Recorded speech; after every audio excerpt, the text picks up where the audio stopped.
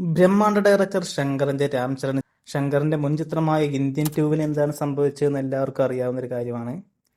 Game ചേഞ്ചറിലൂടെ Shankar തിരിച്ചുവരുമോ എന്ന ആകാംക്ഷ ഒരു ചെറിയ ശതമാനം പ്രേക്ഷകർക്ക് ഉണ്ടായിരുന്നു.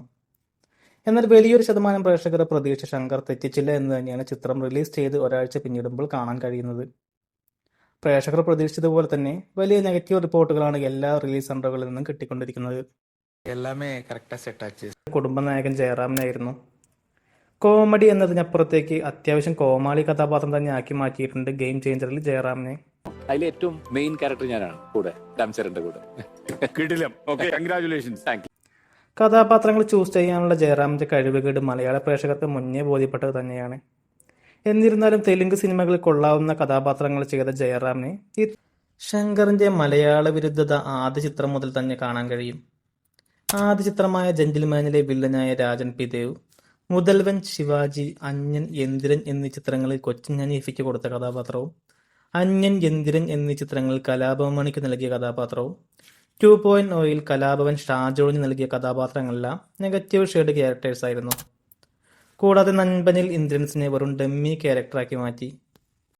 ഏതാനും ചിത്രങ്ങളിൽ മലയാള നടന്മാർക്ക് നൽകിയ നെഗറ്റീവ് കഥാപാത്രങ്ങൾ മാത്രമല്ല, 2008 പുറത്തിറങ്ങിയ രജനീകാന്ത് ചിത്രം ശിവാജി ദ ബോസിൽ സുമൻ അഭിനയിച്ച ആദിശേഷൻ എന്ന വില്ലൻ കഥാപാത്രത്തിലേക്ക് ആദ്യം ഓഫർ വന്നത് മലയാളത്തിന്റെ സൂപ്പർ സ്റ്റാർ മോഹൻലാലിനായിരുന്നു.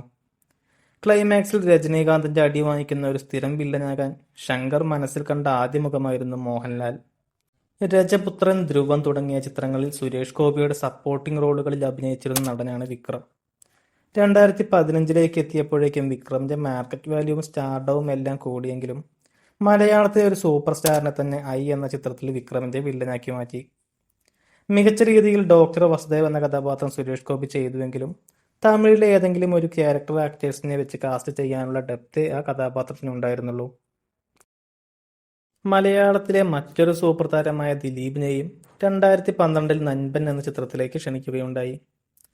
നൻപനിലെ 3 നായകന്മാരിൽ ഒരാളായിയാണ് ചിത്രത്തിലേക്ക് ക്ഷണിച്ചിരുന്നെങ്കിൽ ദിലീപിന് മറ്റൊന്നും ആലോചിക്കാതെ തന്നെ നൻപനിൽ അഭിനയിക്കാമായിരുന്നു.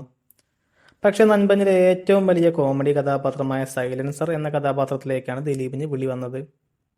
ദിലീപ് ബുദ്ധിപൂർവ്വം അത് നിരസിക്കുകയും ചെയ്തു. ശങ്കർ സിനിമകളിൽ മികച്ച കഥാപാത്രം ചെയ്ത മലയാള നടനാണ് നെടുമുടി വേണു. 1996 പുറത്തിറങ്ങിയ ഇന്ത്യനിൽ നായകനൊപ്പം തന്നെ പ്രാധാന്യമുള്ള കഥാപാത്രമായിരുന്നു നെടുമുടി വേണുവിന്റെ IPS ഓഫീസർ കൃഷ്ണസ്വാമി. ഒരുപക്ഷെ ഇന്ത്യനിൽ നെടുമുടി വേണുവിന് മികച്ച വേഷം നൽകി എന്ന കുറ്റബോധത്താലാകണം ശങ്കർ ഇന്ത്യൻ 2 ഇറക്കിയത്. മലയാളത്തിലെ ഏതു നടനാണ് അടുത്ത ശങ്കർ ചിത്രത്തിലേക്ക് നറുക്ക് വീഴുന്നത് എന്ന് കണ്ടറിയാം. என்ன பண்ணணும் என்ன பண்ணக்கூடாதுன்னு ஒரு அனலைஸ் பண்ணி பண்ண ஸ்கிரிப்ட் தான் அது. നിങ്ങൾക്ക് ഈ വീഡിയോ ഇഷ്ടമായെങ്കിൽ ലൈക്ക് ചെയ്യുക, ഷെയർ ചെയ്യുക, സബ്സ്ക്രൈബ് ചെയ്യുക. മറ്റൊരു വീഡിയോയുമായി വീണ്ടും കാണാം.